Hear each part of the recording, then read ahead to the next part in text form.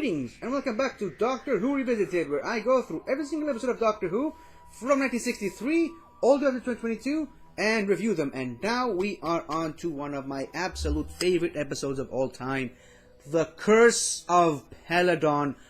I love this episode. Now, political intrigue aside, this is sort of a reflection on the United Kingdom joining the European Union or whatever, or leaving the European Union. I don't know. I am not British. I'm not immersed in that history. I don't care. I'm just watching the episode as is. And as an episode, I love it. I love it. This shows us the full potential of what Doctor Who stories can be. Once again, you gotta state the obvious. The Doctor got into the TARDIS and got into another planet, despite the fact that he's supposedly on exile by the Time Lords, and it's even referenced later in the episode that he believes the Time Lords sent him to Peladon at that particular time of their history to sort of sort some things out. And you know what? I like it. And it's another great example of how you can have these types of Doctor Who stories in the Jon Pertwee era without going too much into explaining why they're there. And Arcturus and all these other planets that we will see eventually in the next Peladon story, the sequel to this one, but we're not quite there yet. So I really liked that idea. I love the aspect. I love the architecture of the castle of Peladon. I also love the design of the caves, the robes, the design of the Peladonian people themselves with the white highlights and the brownish hair. I just love the attention to detail given to this episode, from building up the mythology and the lore, the history of Peladon with the worship of Agador. I love the design of Agador, both in the stone statues and in the actual beast of Agador itself. I love it. I what can I say? I love this episode. I love that it basically just feels like Hogwarts in a way, where there's secret passages behind every long tarp or hidden doors in every corridor. It's like, I love aspects like that. I love it when Doctor Who does stuff like that. These the environment and the set itself is a character in and of itself. The planet Peladon is a character in and of itself in the story. And speaking of characters in and of themselves, one thing that I really do love about this episode is more so than most is that it brings back the Ice Warriors, an alien species I love in Doctor Who, but besides just bringing them back, it also introduces the idea that, hey, not all Ice Warriors are bad. Just because they were bad in a couple of stories in the second Doctor era, they're not really bad guys. Like, they had their time of barbarism and savagery, just like humans, but they rose above that, which is basically what they're trying to do with Peladon here, and they became more diplomatic and peaceful, loving race. It kind of gets negated in the sequel story to this one, but it's an isolated case, and it's a case-by-case basis, and I don't even want to talk about that too much. I want to get to that episode just to address that idea, but the characters of Islir and Sorg, I love them. I love their depiction as these much more, they're not entirely pacifistic. They will kill you if you get in their way, but I love their approach to being much more peaceful and intelligent, I guess is one way of saying it. And oh my goodness, I love Alpha Centauri. From the design, the voice, the personality, and again, it's a human in a rubber suit with a giant head and just one big eye and 6 hands, and I love it. It's the simplicity of the design. It looks so incredibly outlandish and bizarre, but it's still got that cute design to it, and the really adorable voice, and like the very timid personality. You just can't help but fall in love with this character, and I love they brought back the actress for the Empress of Mars, the Capaldi story. They brought her out of retirement to play this character one last time in Doctor Who, and I just love it. I love continuity stuff like that, but again, that's Capaldi, that's several decades ahead of us right now, so let's focus on Alpha Centauri itself. And I love that at first it doesn't trust the Doctor and Joe too much. Obviously, you needed that in Colony of Space to get us used to the idea of the Doctor traveling in time and space, despite the fact that he can't at the moment. So I liked that aspect, but I mean, the entirety of my love for this episode revolves around the planet itself and the scenarios that happen on Peladon.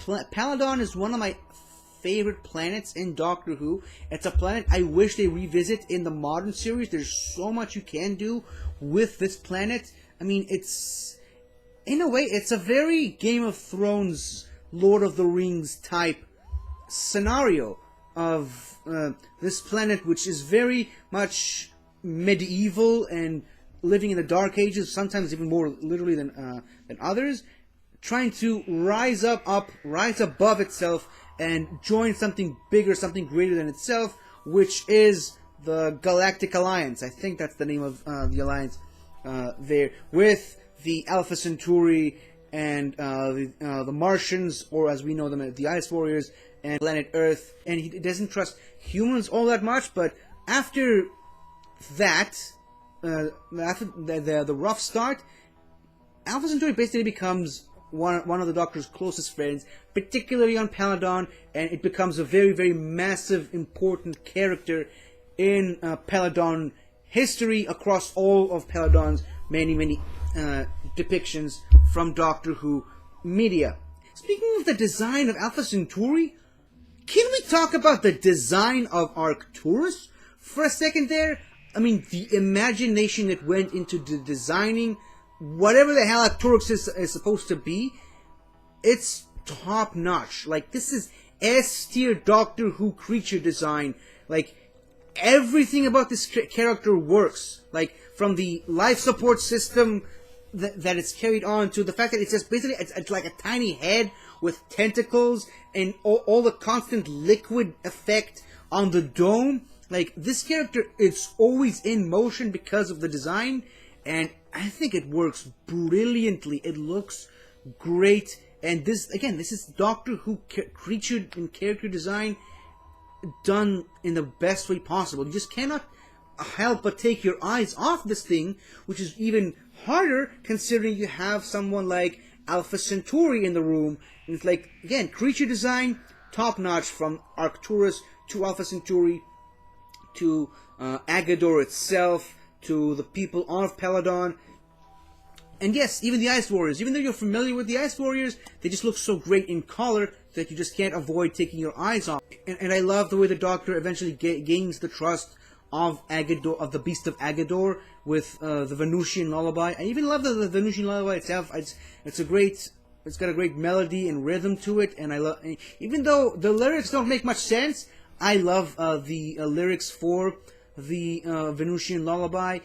I just love every single aspect of this episode, like the cage fight at the bottom of the pit between the Doctor and Grun, the King Peladon's champion.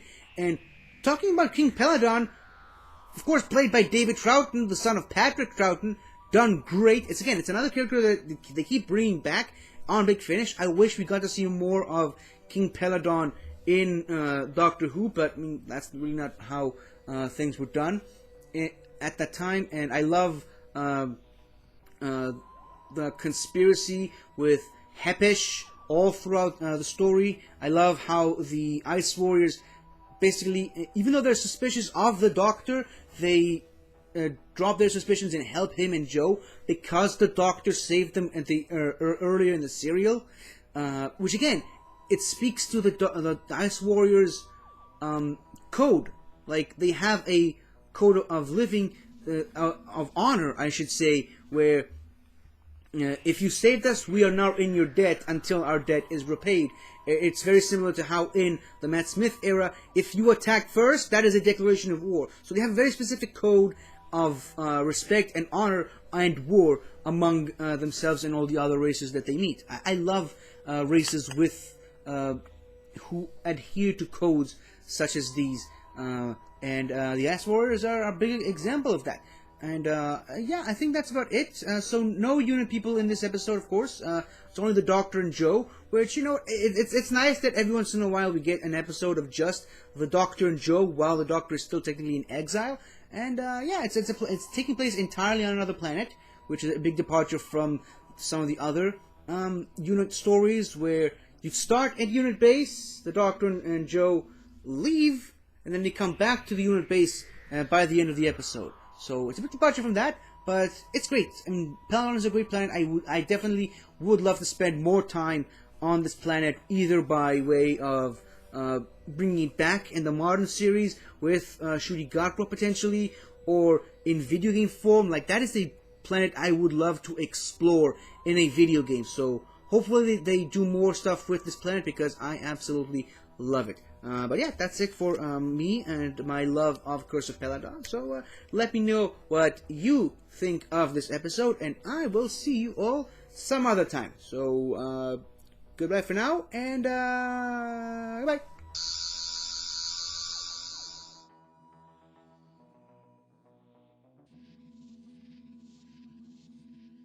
Hi there! Thank you for watching the video. And if you enjoyed it, don't forget to like, comment, subscribe, and tell your friends. I'll see you next time.